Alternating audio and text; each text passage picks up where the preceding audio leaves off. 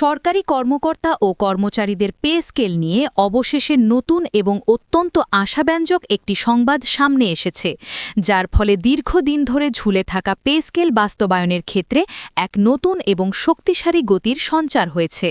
প্রিয় সরকারি চাকুরিজীবী ভাই ও বোনেরা, আজকের সকালের আপডেট নিউজে আপনাদের স্বাগত। যারা আমাদের চ্যানেলে নতুন তারা এখনই চ্যানেলটি সাবস্ক্রাইব করুন, আর হ্যাঁ, অবশ্যই কমেন্ট করে জানাবেন আপনারা কে কোন জেলা থেকে আমাদের ভিডিওটি দেখছেন। তবে চলুন কথা না বাড়িয়ে আজকের সর্বশেষ সংবাদটি জেনে নিন। দীর্ঘ অপেক্ষার পর এই খবরটি সারা দেশের সরকারি চাকুরিজীবীদের মাঝে এক বিশাল স্বস্তির নিঃশ্বাস নিয়ে এসেছে। পে স্কেল বাস্তবায়নের লক্ষ্যে যে 10 সদস্যের উচ্চ পর্যায়ের একটি বিশেষ কমিটির হাতে অত্যন্ত গুরুত্বপূর্ণ দায়িত্ব দেয়া হয়েছে, সেটি নিয়ে এখন সব মহলে ব্যাপক আলোচনা চলছে। আপনারা সকলেই ইতিমধ্যে অবগত আছেন যে কিছুদিন আগেই নতুন করে সরকার একটি অত্যন্ত শক্তিশালী এবং কার্যকর কমিটি গঠন করে দিয়েছে। এই 10 সদস্যের যে কমিটি গঠন করা হয়েছে সেটি সাধারণ কোনো কমিটি নয়, বরং এটি একটি অত্যন্ত উচ্চ পর্যায়ের এবং ক্ষমতাসম্পন্ন কমিটি। এই কমিটির মূল কাজ এবং প্রধান লক্ষ্য হবে অত্যন্ত দ্রুততার সঙ্গে, অর্থাৎ আগামী অর্থবছরের বাজেট ঘোষণার আগেই একটি অত্যন্ত সুন্দর, নিখুঁত এবং বাস্তবসম্মত সুপারিশমালা সরকারের উচ্চ পর্যায়ে অর্থাৎ অর্থ মন্ত্রণালয় ও প্রধানমন্ত্রীর দফতরে পেশ করা। এর প্রধান উদ্দেশ্য হল যাতে সরকার কোনো ধরনের কালক্ষেপণ না করে এটি দ্রুত বাস্তবায়ন করতে পারে এবং দেশের লাখ লাখ সরকারি কর্মচারীর জন্য একটি সময় উপযোগী ও অত্যন্ত কার্যকরী পে স্কেল উপহার দিতে পারে। নতুন এই পে স্কেল বাস্তবায়নের দীর্ঘ এবং জটিল পথকে সুগম করতে এর আগে গঠিত 3টি বেতন কমিশনের সুপারিশগুলো অত্যন্ত গভীরভাবে পর্যালোচনার জন্য এই উচ্চ পর্যায়ের কমিটি পুনর্গঠন করেছে সরকার। মন্ত্রিপরিষদ সচিবের মতো রাষ্ট্রের সর্বোচ্চ পর্যায়ের একজন আমলার নেতৃত্বে গঠিত ওই 10 সদস্যের কমিটি সরকারি কর্মকর্তাদের বা কর্মচারীদের জন্য একটি আধুনিক ও যুগোপযোগী বেতন কাঠামো চূড়ান্ত করার ক্ষেত্রে অত্যন্ত গুরুত্বপূর্ণ এবং ঐতিহাসিক ভূমিকা পালন করবে বলে আশা করা হচ্ছে। সরকারি বিভিন্ন নির্ভরযোগ্য সূত্র থেকে জানা যায়, সারা দেশে কর্মরত প্রায় 24 লাখ সরকারি কর্মকর্তা ও কর্মচারীদের ভবিষ্যৎ বেতন, ভাতা এবং অন্যান্য আর্থিক সুবিধা নির্ধারণের ক্ষেত্রে এই কমিটির ভূমিকা হবে সবচেয়ে বেশি গুরুত্বপূর্ণ ও চূড়ান্ত। নতুন পে স্কেল ঠিক কিভাবে বাস্তবায়ন হবে, কোন সুনির্দিষ্ট প্রক্রিয়ায় এটি কার্যকর করা হবে, একবারে সম্পূর্ণ পে স্কেল দেয়া হবে নাকি ধাপে ধাপে কার্যকর করা হবে, এবং পূর্ববর্তী কমিশনগুলোর কোন সুপারিশগুলো মূলত বর্তমান প্রেক্ষাপটে সবচেয়ে বেশি অগ্রাধিকার পাবে, সেই সব সূক্ষ্ম বিষয়গুলো এই কমিটি চূড়ান্তভাবে নির্ধারণ করবে। ওই কমিটির মূল এবং প্রধান কাজ হবে মূলত এই বিষয়গুলোর একটি সুন্দর ও যৌক্তিক রূপরেখা তৈরি করা। দেশের শীর্ষস্থানীয় অর্থনীতিবিদ এবং বিশ্লেষকদের মতে, দীর্ঘদিন ধরে সরকারি বেতন কাঠামো সংস্কারের একটি জোরালো দাবি কর্মচারীদের পক্ষ থেকে থাকলেও তা বাস্তবায়নের ক্ষেত্রে বড় ধরনের আমলাতান্ত্রিক জটিলতা ও রাষ্ট্রের জন্য বিশাল আর্থিক চ্যালেঞ্জ একটি বড় বাধা হয়ে দাঁড়িয়েছিল। এ অবস্থায় পূর্বের 3টি বেতন কমিশনের রিপোর্ট ও সুপারিশ একত্রে পর্যালোচনা করে এই কমিটি গঠনের উদ্যোগটিকে একটি অত্যন্ত সুচিন্তিত, সময় উপযোগী এবং সম্মিলিত পদক্ষেপ হিসেবে দেখা হচ্ছে। তবে এই কমিটির সামনে এখন সবচাইতে বড় চ্যালেঞ্জ হল একদিকে লাখ লাখ সরকারি কর্মচারীর দীর্ঘদিনের লালিত প্রত্যাশা পূরণ করা এবং অন্যদিকে রাষ্ট্রের নিজস্ব আর্থিক সক্ষমতা ও বাজেট ঘাটতির মধ্যে একটি অত্যন্ত সূক্ষ্ম ভারসাম্য রক্ষা করা। কারণ একদিকে যেমন লাগামহীন মূল্যস্ফীতির কারণে সাধারণ জীবনযাত্রার ব্যয় অস্বাভাবিক হারে বৃদ্ধি পেয়েছে, যার ফলে নিম্ন ও মধ্যম আয়ের কর্মচারীরা চরম দিশেহারা অবস্থার মধ্যে পড়েছেন। নিত্য প্রয়োজনীয় জিনিসপত্রের দাম, বাসা ভাড়া, চিকিৎসা খরচ এবং সন্তানদের লেখাপড়ার খরচ মেটাতে গিয়ে তারা নিয়ত হিমশিম খাচ্ছেন। অন্যদিকে জাতীয় রাজস্ব বোর্ডের লক্ষ্যমাত্রা অনুযায়ী রাজস্ব আদায় না হওয়া এবং সামষ্টিক অর্থনীতির নানাবিধ সীমাবদ্ধতা সরকারের জন্য বড় চিন্তার কারণ হয়ে দাঁড়িয়েছে। এই দুই বিপরীতমুখী দিকই সরকারের নীতি নির্ধারকদের মধ্যে এক ধরনের প্রবল চাপ সৃষ্টি করেছে।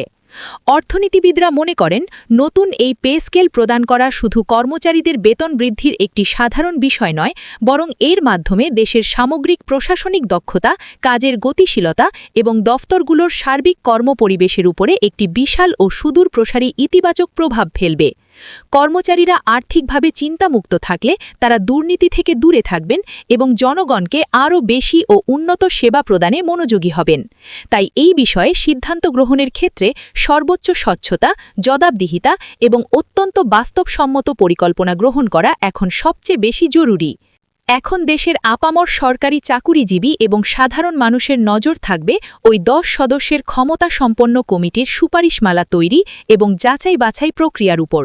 তারা আসলে কিভাবে কাজ করতেছেন, কোন কোন মানদণ্ডের ভিত্তিতে তারা পূর্বের রিপোর্টগুলো পর্যালোচনা করতেছেন, সেই বিষয়ে সবার ব্যাপক আগ্রহ রয়েছে। তবে মজার বিষয় হল, তাদের যে মিটিং বা বৈঠকগুলো হবে সেগুলোর কোনো পূর্ব নির্ধারিত সময়সূচি নেই। অর্থাৎ তারা তাদের ইচ্ছা অনুযায়ী এবং কাজের অগ্রগতি বিবেচনা করে যখন তখন তাদের মিটিং বা আলোচনা করতে পারেন।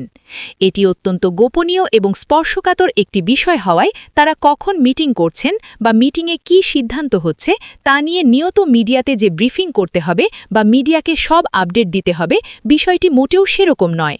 বরং তারা তাদের ইচ্ছামতো অত্যন্ত নিরিবিলি পরিবেশে এই কমিটি তাদের যে বৈঠক বা পর্যালোচনা তা পরিচালনা করবে।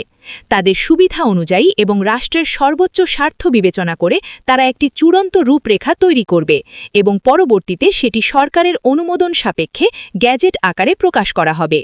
আশা করা যাচ্ছে আগামী জাতীয় বাজেটের আগেই এই কমিটি তাদের উপর অর্পিত এই বিশাল ও গুরুত্বপূর্ণ দায়িত্বটা সম্পূর্ণ করবে এবং সরকারের কাছে একটি অত্যন্ত ভালো, বাস্তবসম্মত এবং গ্রহণযোগ্য সুপারিশমালা জমা দিবে। কিভাবে এই নতুন বেতন কাঠামো হবে, এটি একবারে নাকি ধাপে ধাপে বাস্তবায়িত হবে, কোন গ্রেডে ঠিক কত টাকা বাড়ানো হবে, ইনক্রিমেন্টের হার কেমন হবে, এসব নিয়ে বিস্তর কাজ চলছে। প্রাথমিক পর্যায়ে অনেক বিশেষজ্ঞই ধারণা করছেন এবং আশা করা যাচ্ছে যে সরকার হয়তো বাজেটের বিশাল চাপকে কথা বিবেচনা করে শুরুতে বেসিক বা মূল বেতনটাই শুধু বৃদ্ধি করবে। তবে সেই বেসিকের ঠিক কত শতাংশ বৃদ্ধি করা হবে, এটাও এখন চাকুরিজীবীদের মাঝে সবচাইতে বড় একটি আলোচনার বিষয়। তো এই সব আলোচনা, পর্যালোচনা এবং হিসাব নিকাশ মিলিয়ে মূলত আগামী ঈদুল আজহার পরে জাতীয় সংসদে যে অত্যন্ত গুরুত্বপূর্ণ বাজেট অধিবেশন বসতে যাচ্ছে, সেখানেই মূলত এই পে স্কেলের বিষয়ে চূড়ান্ত একটি দিক নির্দেশনা এবং ডিসিশন আসবে বলে সবাই দৃঢ়ভাবে বিশ্বাস করেন।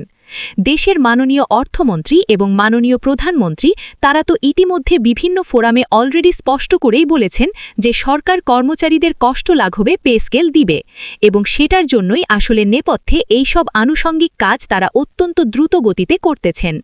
অর্থ মন্ত্রণালয় থেকে শুরু করে সংশ্লিষ্ট সকল দফতরে এখন দিনরাত প্রচুর কাজ চলছে। তারা আসন্ন বিশাল বাজেট নিয়ে মূলত তারা কাজ করতেছেন, যেখানে পে স্কেলের জন্য আলাদা একটি বড় বরাদ্দের প্রয়োজন হবে। জাতীয় রাজস্ব বোর্ড সহ সরকারের অর্থ ও পরিকল্পনা সংশ্লিষ্ট সকলেই এই বাজেট নিয়ে মূলত তারা এখন অত্যন্ত ব্যস্ত সময় পার করতেছেন।